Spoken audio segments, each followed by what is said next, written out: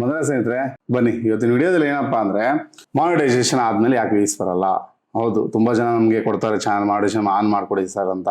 ಆಮೇಲೆ watch hour number ತಗೊಂತಾರೆ, monetisation on ಮಾಡ್ಕೊಡ್ತೀವಿ. ಬಟ್ ಫಸ್ಟ್ ಬರ್ತಿರೋದ್ರಿಂದ ವ್ಯೂಸ್ ಕಮ್ಮಿ ಬರುತ್ತೆ. ಎಲ್ಲರೂ ಇದೇ ಕೇಳೋದು, ಯಾಕೆ ಸರ್ ನೀವೇನ ಸೆಟ್ಟಿಂಗ್ಸ್ ಇದ್ ಮಾಡ್ಬಿಟ್ರಾ? ಇದು ನಮ್ಮ ಒಬ್ರದೆಲ್ಲ, ಎಲ್ಲಾರ್ಗು ಇದೇ ಸಮಸ್ಯೆ. ಓಕೆನಾ? ಯಾಕೆ ಈ ತರ ಆಗುತ್ತೆ? ಮಾನಿಟೈಸೇಷನ್ ಆನ್ ಆಗಿದ ತಕ್ಷಣ ಯಾಕೆ ವ್ಯೂಸ್ ಡೌನ್ ಆಗುತ್ತೆ, ಡ್ರಾಪ್ ಆಗುತ್ತೆ? ಏನು ಯೂಟ್ಯೂಬೇ ಮಾಡುತ್ತಾ ವ್ಯೂಸ್ ಜಾಸ್ತಿ ಬರಬಾರ್ದು ಇವ್ರಿಗೆ? ನಮ್ಗೆ ಇದು ತಗೊಬೇಕು, ಅಮೌಂಟ್ ಕಮ್ಮಿ ಇರಲಿ ಅಂತ ಮಾಡುತ್ತಾ? ಯಾಕೆ, ಏನು ಕಾರಣ, ಏನು ನಾವು ರೇಟಲ್ಲಿ ಏನೋ ಮಾಡ್ತೀವಾ? ನೀವು ಕೊಟ್ಟಿರೋದು ಇದೆಲ್ಲ ಕ್ವಶನ್ಗಳು ತುಂಬಾ ಜನ ನಮಗೆ ಕೇಳ್ತಾರೆ. ಅದಕ್ಕೋಸ್ಕರ ಈ ವಿಡಿಯೋ ಮಾಡ್ತಾ ಇದ್ದೀನಿ. ದಯವಿಟ್ಟು ಮಾನಿಟೈಸೇಷನ್ ಆಗೋಕೆ ಮುಂಚೆ ಇರೋರು, ಮಾನಿಟೈಸೇಷನ್ ಆಗಿರೋರು ನೋಡ್ಲೇಬೇಕಾಗಿರೋ ವಿಡಿಯೋ. ಓಕೆ, ಯಾಕೆ ಆಗುತ್ತೆ ಆ ತರ ಅಂತ ಬನ್ನಿ ಅದ್ರ ಬಗ್ಗೆ ಬರ್ತಾ ಡೀಟೇಲ್ ಆಗಿ ಹೇಳ್ತಾನೆ. ಬರುತ್ತೆ ಯಾಕೆ ಬರುತ್ತದು ಆ ತರ ಮಾನಿಟೈಸೇಷನ್ ಆನ್ ಆಗಿ ಸ್ವಲ್ಪ ದಿವಸದಲ್ಲೇ ವ್ಯೂಸ್ ಫಸ್ಟ್ 1000 2000 ಹೋಗ್ತಿರುತ್ತೆ, 500 ಹೋಗ್ತಿರುತ್ತೆ, 300 ಹೋಗ್ತಿರುತ್ತೆ, 150 ಹಂಗಾಗಿ ಹೋಗುತ್ತೆ ವ್ಯೂಸ್. ಇದಕ್ಕೆ ಏನ್ ಸರ್ ಈ ತರ ಡೌನ್ ಆಗೋಯ್ತು, ಏನ್ ಸೆಟ್ಟಿಂಗ್ಸ್ ಆಫ್ ಮಾಡ್ಬಿಟ್ರ ನೀವು, ಆನ್ ಮಾಡಿ ಸರ್ ಅಂತ ನಮ್ಮನ್ನ ಕೇಳ್ತಾ ಇರ್ತಾರೆ. ಹೌದು, ಯಾಕೆ ಈ ತರ ಆಗುತ್ತೆ? ಈಗ 6 ಕಾರಣ ಹೇಳ್ತೀನಿ. 6 ಕಾರಣದಿಂದ ವ್ಯೂಸ್ ಬರಲ್ಲ. ಓಕೆ, ಮೊದಲನೇ ಕಾರಣ ಆಡಿಯನ್ಸ್ ಇಂಟ್ರೆಸ್ಟ್ ಚೇಂಜ್. ಅಂದ್ರೆ ಉದಾಹರಣೆಗೋಸ್ಕರ ನಿಮ್ಮ ಆಡಿಯನ್ಸ್ ನೋಡ್ತಾ ಇರ್ತಾರಲ್ಲ, ನೀವ್ ಅಕಸ್ಮಾತ್ ಏನಾದ್ರು ನಿಮ್ ಟಾಪಿಕ್ ಚೇಂಜ್ ಮಾಡಿದ್ರಿ, ನೀವೇನಾದ್ರು ಇಂಟ್ರೆಸ್ಟಿಂಗ್ ಇರೋ ಕಂಟೆಂಟ್ ಮಾನಿಟೈಸೇಷನ್ ಕಿಂತ ಮುಂಚೆ ಅಪ್ಲೋಡ್ ಮಾಡ್ತಿದ್ರಿ, ಮಾನಿಟೈಸೇಷನ್ ಆಮೇಲೆ ಆ ತರ ಅಪ್ಲೋಡ್ ಮಾಡ್ತಿಲ್ಲ, ಆಮೇಲೆ ಸೇಮ್ ಕಂಟೆಂಟ್ ಮತ್ತೆ ರಿಪೀಟ್ ಮಾಡ್ತಾ ಇದ್ರಿ ಮಾನಿಟೈಸೇಷನ್ ಆಮೇಲೆ, ಈ ತರ ಆದ್ರೆ ವ್ಯೂಸ್ ಬರಲ್ಲ. ನೆನಪಲ್ಲಿ ಇಟ್ಕೊಳ್ಳಿ. ಎರಡನೇ ತಪ್ಪು ಆಲ್ಗೊರಿಥಮ್ ರೀಸೆಟ್ ಎಫೆಕ್ಟ್. ಅಂದ್ರೆ ಪಾಪ ಈಗ ಆಲ್ಗೊರಿಥಮ್, ಈಗ ಉದಾಹರಣೆಗೋಸ್ಕರ ಸ್ಕೂಲಲ್ಲಿ ಹಿಂಗೆ, ಸ್ಕೂಲಲ್ಲಿ ಜಾಸ್ತಿ ಸ್ಟ್ರಿಕ್ಟ್ ಇರಲ್ಲ, ಮೀಡಿಯಂ ಆಗಿರುತ್ತೆ. ಈಗ ಕಾಲೇಜ್ ಕೆಲ್ಸಕ್ಕೆ ಹೋದ್ರೆ ಸ್ಟ್ರಿಕ್ಟ್ ಇರುತ್ತೆ, ಡೆಡ್ ಲೈನ್, ಟೈಮ್ ಲೈನ್ ಇರುತ್ತೆ, ಈ ಡೇಟ್ ಅಲ್ಲೇ ಫಿನಿಶ್ ಮಾಡ್ಬೇಕು ವರ್ಕ್ ಅಂತ. ಅದೇ ತರ ಆಲ್ಗೊರಿಥಮ್ ಇನ್ನು ಸ್ಟ್ರಿಕ್ಟ್ ಆಗುತ್ತೆ. ಸೊ ಸ್ಟ್ರಿಕ್ಟ್ ಆದಾಗ ನಿಮ್ಗೆ ಮುಂಚೆ ಜಾಸ್ತಿ ಏನು ಈ ತರ ಏನೋ ಎ ವಿಡಿಯೋ ಅಂದ್ರೆ ಅವರೇಜ್ ವಿಡಿಯೋ ಡ್ಯೂರೇಷನ್, CTR ಜಾಸ್ತಿ ಏನ್ ಲೆಕ್ಕ ಮಾಡ್ತಾ ಇರಲಿಲ್ಲ. ಈಗ ಜಾಸ್ತಿ ನಿಮ್ಗೆ ಲೆಕ್ಕ ಮಾಡ್ತಾ, ಅಂದ್ರೆ ಒಂದ್ ವಿಡಿಯೋದಲ್ಲಿ ಉದಾಹರಣೆಗೋಸ್ಕರ ಈಗ ಜನರು ಅಂದ್ರೆ 6 people ವಾಚಿಂಗ್ ಲಾಂಗರ್, ಅಂದ್ರೆ ಜನರು ಜಾಸ್ತಿ ವಿಡಿಯೋ ಲಾಂಗ್ ಆಗಿ ನೋಡ್ತಿದ್ದೀರಾ, ಅರ್ಧ ಕ್ಲಿಕ್ಕಿಂಗ್ ತಮ್ನೇಲ್ ಅಟ್ರಾಕ್ಟ್ ಆಗಿ ಕ್ಲಿಕ್ಕಿಂಗ್ ಮಾಡ್ತಿರೋದ. ಮತ್ತೆ ರಿಟರ್ನಿಂಗ್ ವ್ಯೂವರ್ಸ್ ಅಂದ್ರೆ ಉದಾಹರಣೆಗೋಸ್ಕರ ನಾನೀಗ ಎ ಚಾನಲ್ ಅಂತ ಇರುತ್ತೆ, ಎ ಚಾನಲ್ ನಾನು ನೋಡ್ತಾನೆ ಇರ್ತೀನಿ, ಎ ಚಾನಲ್ ಮತ್ತೆ ನೋಡ್ತಿದ್ದೀರಿ, ರಿಟರ್ನಿಂಗ್ ನೋಡಿಲ್ಲ ಅಂತ ಅಂದ್ರೆ ಹೊಸಬ್ರ ವ್ಯೂಸ್ ಬಂದ್ರೆ ನ್ಯೂ ವ್ಯೂವರ್ಸ್. ಇದು ರಿಟರ್ನಿಂಗ್ ವ್ಯೂವರ್ಸ್ ಮತ್ತೆ ನ್ಯೂ ವ್ಯೂವರ್ಸ್ ಅರ್ಥ.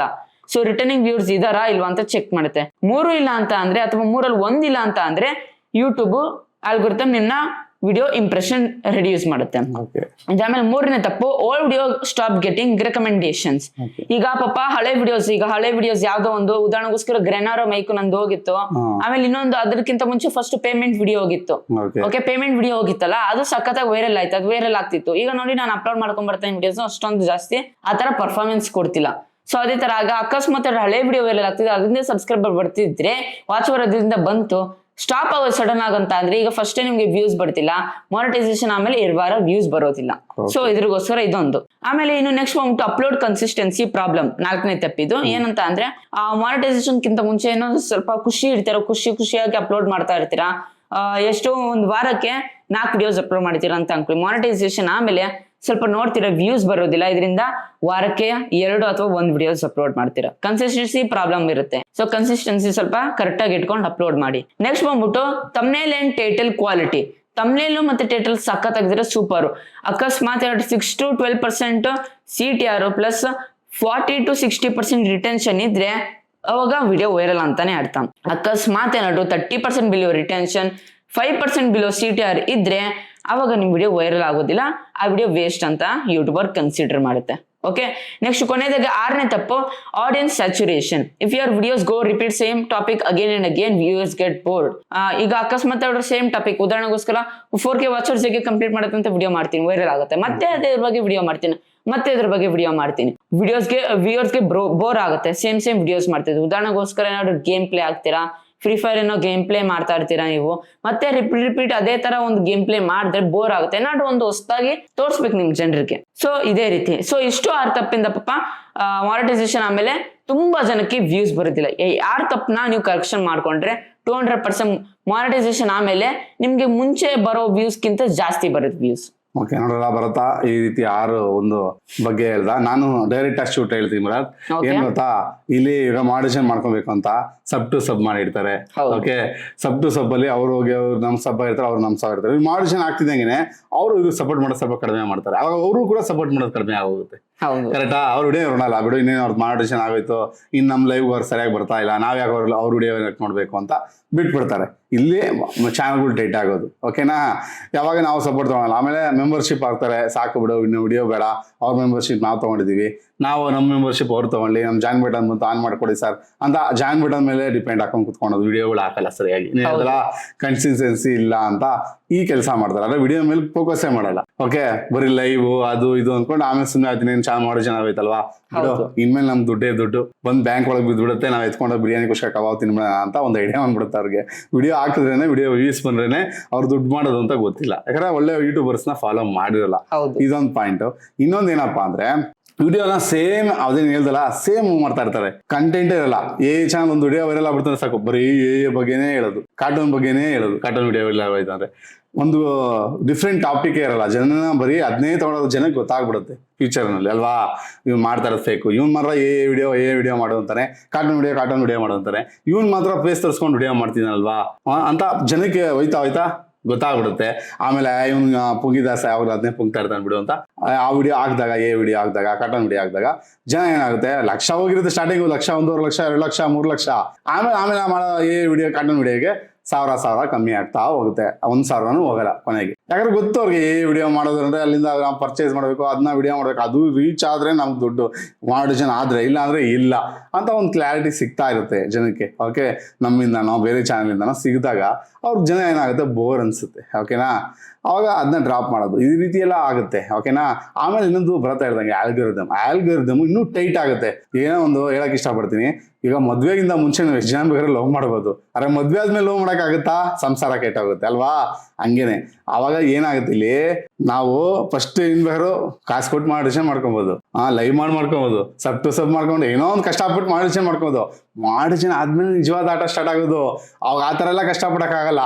ಕಷ್ಟಪಟ್ಟಾಗ ನಿಮ್ ಚಾನಲ್ ಡೇಟ್ ಮಾಡ್ಬಿಡುತ್ತೆ, ಅವಾಗಲೇ ವೀಸ್ ಡ್ರಾಪ್ ಆಗೋದು. ಯಾಕಂದ್ರೆ ನೀವು ಮತ್ತೆ ಅದೇ ಸಬ್ ಟು ಸಬ್, ಮತ್ತೆ ಅದೇ ಲೈವ್, ಮತ್ತೆ ಅದೇ ಅಂತ ಹೋದಾಗ ಯೂಟ್ಯೂಬ್ ಆಲ್ಗೋರಿದಮ್ ಚೇಂಜ್ ಆಗಿರ್ತಾ ಇರುತ್ತೆ.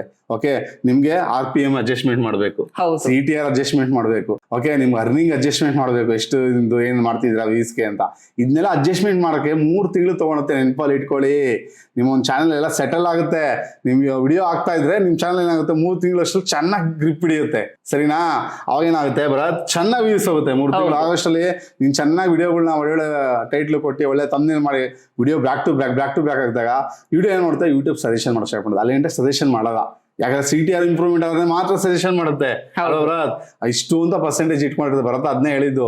ಅವಾಗ ಏನಾಗುತ್ತೆ, ಆ ಒಂದು ಪರ್ಸೆಂಟೇಜ್ ಹೋದಾಗ ಮಾತ್ರ ನಿಮ್ ವಿಡಿಯೋ ರೆಕಮೆಂಡ್ ಆಗುತ್ತೆ, ಇಲ್ಲಾಂದ್ರೆ ವಿಡಿಯೋ ರೆಕಮೆಂಡ್ ಆಗಲ್ಲ. ಅದಕ್ಕೋಸ್ಕರ ಹೇಳಿದ್ ನಾನು ಸ್ಟಾರ್ಟಿಂಗ್ ಸಬ್ ಟು ಸಬ್ ಇದ್ರೆ ಏನಾಗುತ್ತೆ, ನಿಮ್ಗೆ ಆಡಿಷನ್ ಆಗಿದ ತಕ್ಷಣ 200 ಸಬ್ ನೋಡಲ್ಲ ವಿಡಿಯೋ. ಅವಾಗ ಏನಾಗುತ್ತೆ, CTR ಡೌನ್ ಆಗುತ್ತೆ. CTR ಡೌನ್ ಆದ್ರೆ ವ್ಯೂಸ್ ಫಸ್ಟ್ ಗಿಂತ ಡೌನ್ ಆಗುತ್ತೆ. ಇದು ಮೇನ್ ಪಾಯಿಂಟ್. ತುಂಬಾ ಕನ್ನಡ ಯೂಟ್ಯೂಬರ್ಸ್ ಮಾಡ್ತಿರೋದು ಇಲ್ಲೇ. ಓಕೆನಾ? ನಾನು ನೋಡಿ ಸರ್ ಅವಳದ್ದು ತಗೊಂಡಿದ್ದೆ ಮೆಂಬರ್ಶಿಪ್, ನನ್ನ ಮೆಂಬರ್ಶಿಪ್ ತಗೊಂಡಿಲ್ಲ ಅಂದ್ರೆ ನಮ್ಮ ಹತ್ರ ಬಂದು ಕೇಳ್ತಾರೆ, ನಮ್ಗೇನು ಹೇಳ್ತೀರಮ್ಮ, ಅದು ನೀವು ಅವರು ಉಂಟಲ್ವಾ, ನೋಡ್ಕೊಂಡ್ ಮಾಡ್ಬೇಕು. ನಾವು ಆಲ್ರೆಡಿ ಸಬ್ ಟು ಏನು ಮಾಡಬೇಡಿ ಅಂತಾನೆ ಹೇಳಿದ್ವಿ. ಆಮೇಲೆ ಮೆಂಬರ್ಶಿಪ್ ಟು ಮೆಂಬರ್ಶಿಪ್ ಮಾಡಬೇಡಿ, ಯೂಟ್ಯೂಬ್ ಉದ್ಧಾರ ಆಗುತ್ತೆ, ನಾವು ಉದ್ಧಾರ ಆಗಲ್ಲ.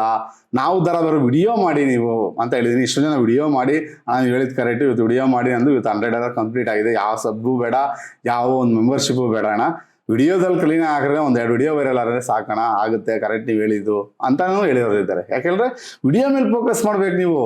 ಎಷ್ಟು ದಿನ ಅಂತ ನೀವು ಫ್ರೆಂಡ್ಸ್ನೇ ಅನ್ಕೊಂಡು ಜೀವನ ಮಾಡೋಕ್ಕಾಗುತ್ತೆ? ಎಷ್ಟು ದಿವಸ ಅಂತ ನಿಮ್ಗೆ ಬಿರಿಯಾನಿ ಕಬಾಬ್ ಕೊಡಿಸ್ತಾರೆ, ಒಂದಲ್ಲ ಒಂದು ಸತ್ತು ಬರೀ ಊಟ ಕೊಡಿಸೋದೇ ಆಗೋಯ್ತು ಅನ್ನಲ್ವಾ ಹೇಳಿ?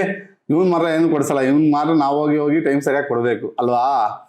ಹಂಗ ಅನ್ಸುತ್ತೆ. ಅದಕ್ಕೋಸ್ಕರ ಹೇಳಿದ್ದು, ನೀವು ವಿಡಿಯೋ ಮೇಲೆ ಫೋಕಸ್ ಮಾಡಿ, ನಿಮ್ಮ ಒಂದು ಟ್ಯಾಲೆಂಟ್ ಮೇಲೆ ಫೋಕಸ್ ಮಾಡಿ ವಿಡಿಯೋಗಳನ್ನ ಹಾಕ್ತಾ ಇದ್ರೆ 1-2 ತಿಂಗಳಷ್ಟರಲ್ಲಿ ನಿಮ್ಮ ಒಂದು ಏನು ಚಾನಲ್ ಆಗುತ್ತೆ ಫುಲ್ಲು ಏನಾಗುತ್ತೆ, ಆಲ್ಗೋರಿದಮ್ ಸೆಟ್ಲ್ ಆಗುತ್ತೆ. ಸೆಟ್ಲ್ ಆಗಿದ ನಿಮ್ಮ ವಿಡಿಯೋ ಆಟೋಮೆಟಿಕ್ ಆಗಿ ಸಜೆಷನ್ ಮಾಡುತ್ತೆ, ವಿಡಿಯೋ ಚೆನ್ನಾಗಿದ್ರೆ. ಅರ್ಥ ಆಯ್ತಾ?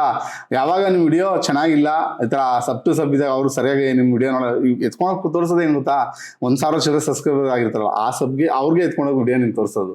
ಅವ್ರು ಯಾವ ನೆಗ್ಲೆಕ್ಟ್ ಮಾಡ್ತಾರೆ, ಯೂಟ್ಯೂಬ್ ಆಲ್ಗೋರಿದಮ್ ಏನಾಗುತ್ತೆ ಅಲ್ವಾ ಬರತ್, ಈ ವಿಡಿಯೋ ಚೆನ್ನಾಗಿಲ್ಲ, ಇವ್ರ ವ್ಯೂವರ್ಸೇ ಅವ್ರು ನೋಡ್ತಿಲ್ಲ, ಆಮೇಲೆ ಇನ್ ಯಾರು ತೋರಿಸುತ್ತೆ ವಿಡಿಯೋ? ಯಾರಿಗೂ ತೋರ್ಸೋದಿಲ್ಲ, ಅಷ್ಟೇ ಸುತ್ಬಿಟ್ಟು ಕಸದ ಬುಟ್ಟಿಲಿ ಎಸ್ಬಿಡುತ್ತೆ, ಮುಗ್ದೋಯ್ತು ಅದು ಡೆಡ್ಡು.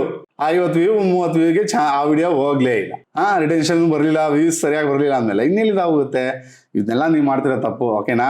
ಆಮೇಲೆ ಕಾಸು ಕೊಟ್ಟು ಮಾಡ್ಕೊಂಡ್ಮೇಲೆ ಅಲ್ಲೂ ಅಷ್ಟೇ, ನೀವು ಕನ್ಸಿಸ್ಟೆನ್ಸಿ ಆಗಿ ವಿಡಿಯೋ ಹಾಕ್ಬೇಕು 3 ತಿಂಗಳು, ಓಕೆ? ಅದ್ ಬಿಟ್ಬಿಟ್ಟು ಮಾಡೋ ಜನ ಆಗೋದು ಸರ್, ಏನ್ ಸರ್ ನಾವು ಹಳೆ ವಿಡಿಯೋಗೆಲ್ಲ ದುಡ್ಡು ಬರಲ್ವಾ? ಈ ರೀತಿ ಎಲ್ಲ ಕ್ವಶನ್ ಕೇಳ್ತೀರಾ. ಏನಿರೋ ಇಷ್ಟೊತ್ತು ಏನಿಲ್ಲ ಬರತ್ತೀಗ SLC ಮಾಡಿ PUC ಮಾಡಿ ಡಾಕ್ಟರ್ ಆದ್ಮೇಲೆ ಅವ್ನ್ ಸಂಬಳ ಸಿಗೋದು. ಅದ್ ಬಿಟ್ಬಿಟ್ಟು ನಾನು ಈಗ ಡಾಕ್ಟರ್ ಮಾಡೋದಕ್ಕೆ 2 ಕೋಟಿ ಖರ್ಚು ಮಾಡಿದೀನಿ ಅಂದ್ಬಿಟ್ಟು ಡಾಕ್ಟರ್ ಆಗ್ತಿದ್ದಂಗೆ ನಾವು ಹಾಸ್ಪಿಟಲ್ ಹೋಗ್ಬಿಟ್ಟು ಸರ್ 2 ಕೋಟಿ 4 ಕೋಟಿ ಕೊಟ್ಬಿಡಿ ಸರ್ ಅಂತ ಕೊಟ್ಬಿಡ್ತಾರಾ? ನೀವು ಕೇಳೋ ಕ್ವಶನ್ ಹಂಗಿರುತ್ತೆ, 4 ಕೋಟಿ ಕೊಟ್ಬಿಡಿ ಸರ್ ಅಂತ ಕೊಟ್ಬಿಡ್ತಾರ ಹೇಳಿ? ಅವಾಗ ಏನ್ ಸಂಬಳ ಇರುತ್ತೋ ಆ ಸಂಬಳ ಫಿಕ್ಸ್ ಮಾಡ್ತಾರ ಅವನ ಮೇಲೆ ಅಲ್ವಾ? 1 ಲಕ್ಷನೋ 2 ಲಕ್ಷನೋ ಮಾಡ್ಬೇಕು, ಸೀನಿಯರ್ ಆಗ್ತಾ ಜಾಸ್ತಿ ಆಗುತ್ತೆ ಸರ್, ಸರ್ಜನ್ ಆದ್ರೆ ಇನ್ನೂ ಜಾಸ್ತಿ ಇದೆ ಸರ್ ಆಪರೇಷನ್ ಮಾಡಿದಾಗೆಲ್ಲ ಅಂತ ಹೇಳ್ಬಿಟ್ಟು ಕಳಿಸ್ತಾರೆ ಮನೆಗೆ ಅಲ್ವಾ? ಒಂದೇ ಸತಿ 2 ಕೋಟಿ ಇತ್ಕೊಳಕ್ ಆಗಲ್ಲ. ಹಂಗೇನೆ ಇಲ್ಲೂ ನೀವೇನು ಅಷ್ಟು ದಿವಸ ಏನಿರುತ್ತೆ ಎಜುಕೇಶನ್, ಯೂಟ್ಯೂಬ್ ಒಂದು ಎಜುಕೇಶನ್ 1K ಸಬ್ಸ್ಕ್ರೈಬ್ ಕೊಡ್ತಾನೆ ವಾಚ್ ಅದು ಕಂಪ್ಲೀಟ್ ಆಗ್ತಿದ್ದಂಗೆ ನಿಮ್ಗೆ ಸಿಗುತ್ತೆ ಏನೋ ಅರ್ನಿಂಗ್ ಅನ್ನೋ ಜಾಬು. ಆ ಅರ್ನಿಂಗ್ ಅನ್ನೋ ಜಾಬಲ್ಲಿ ಏನ್ ಮಾಡ್ಬೇಕು? ವಿಡಿಯೋಸ್ ಹಾಕ್ಬೇಕು, ಅದ್ರಲ್ಲಿ ನಿಮ್ ಪರೀಕ್ಷೆ ಸ್ಟಾರ್ಟ್ ಆಗುತ್ತೆ, ಅಲ್ಲಿ ನಿಮ್ ವ್ಯೂವರ್ಸ್ಗೆ ರೀಚ್ ಆದಾಗ ನಿಮ್ಗೆ ಅರ್ನಿಂಗ್ ಜಾಸ್ತಿ ಬರುತ್ತೆ ಅಷ್ಟೇ. ಅರ್ಥ ಆಯ್ತಾ? ದಯವಿಟ್ಟು ವಿಡಿಯೋನ ಯಾವತ್ತೂ ನೆಗ್ಲೆಕ್ಟ್ ಮಾಡ್ಬೇಡಿ. ವಿಡಿಯೋ ಆದಷ್ಟು ಶಾರ್ಟ್ಸ್ ಹಾಕ್ತಿದ್ರೆ ಶಾರ್ಟ್ಸು ಲಾಂಗು ಜಾಸ್ತಿ ಆಗ್ಬೇಕು. ಆಡಿಷನ್ ಆದ್ಮೇಲೆ ನಿಮ್ಗೆ ಉತ್ಸಾಹ ಇನ್ನೂ ಇಷ್ಟ ಆಗ್ಬೇಕಂದ್ರೆ ದಿನಕ್ಕೆ 1 ವಿಡಿಯೋ ಹಾಕ್ತಿದ್ರೆ 2 ವಿಡಿಯೋ ಹಾಕೋ ತರ ಆಗ್ಬೇಕು. ಅವಾಗ್ಲೇ ನಿಮ್ಗೆ ಅರ್ನಿಂಗ್ ಮಾಡಕ್ ಆಗೋದು, ಇಲ್ಲ ಅಂದ್ರೆ ಇಲ್ಲ. ತಿಳ್ಕೊಳ್ಳಿ ಇದನ್ನ. ಇಷ್ಟು ಪ್ರಾಬ್ಲಮ್ಸ್ಗಳನ್ನ ನೀವು ಸಾಲ್ವ್ ಮಾಡ್ಕೊಂಡ್ರೆ 100% ನೀವು ಒಳ್ಳೆ ಯೂಟ್ಯೂಬರ್ ಆಗಿ ಅರ್ನಿಂಗ್ ಮಾಡ್ಬೋದು ಅಂತ ಹೇಳ್ತಾ ವಿಡಿಯೋನಲ್ಲಿ ಏನ್ ಮಾಡೋಣ? ಓಕೆ ಪಾಪ, ಡೀಟೇಲ್ ಇನ್ಫಾರ್ಮೇಶನ್ ಸಿಗ್ತಂತ ಅನ್ಕೊಡ್ತೀನಿ. ಈ ರೀತಿ ಒಂದು ವಿಡಿಯೋಸ್ ಬೇಕಂದ್ರೆ ದಯವಿಟ್ಟು ನನಗೆ ಪ್ರೋತ್ಸಾಹ ಕೊಡಿ. ಹೇರ್ ಸಿಂಪಲ್, ಜಸ್ಟ್ ನೀವು ಒಂದು ಸಬ್ಸ್ಕ್ರೈಬ್ ಮಾಡ್ರಿ, ಲೈಕ್ ಮಾಡಿ, ಶೇರ್ ಕಮೆಂಟ್ ಮಾಡ್ರಿ. ರಿಸರ್ಚ್ ಫ್ರೆಂಡ್ಸ್ ಮಾಡ್ರಿ, ದೊಡ್ಡ ಪ್ರೋತ್ಸಾಹ ಕೊಡ್ತೀರಾ. ದಯವಿಟ್ಟು ಕನ್ನಡ ಬೆಲ್ಸ್ ಮತ್ತು ಕಾಣಿಸಿ ಇಲ್ಲಿ ಮುಗಿಸ್ತಾ ಇದೀನಿ. ಜಯ ಕರ್ನಾಟಕ, ಒಂದೇ ಮಾತರಂ. ಶುಭ ದಿನ ಫ್ರೆಂಡ್ಸ್. ಮುಂದಿನ ವಿಡಿಯೋದಲ್ಲಿ ಸಿಗೋಣ ಫ್ರೆಂಡ್ಸ್.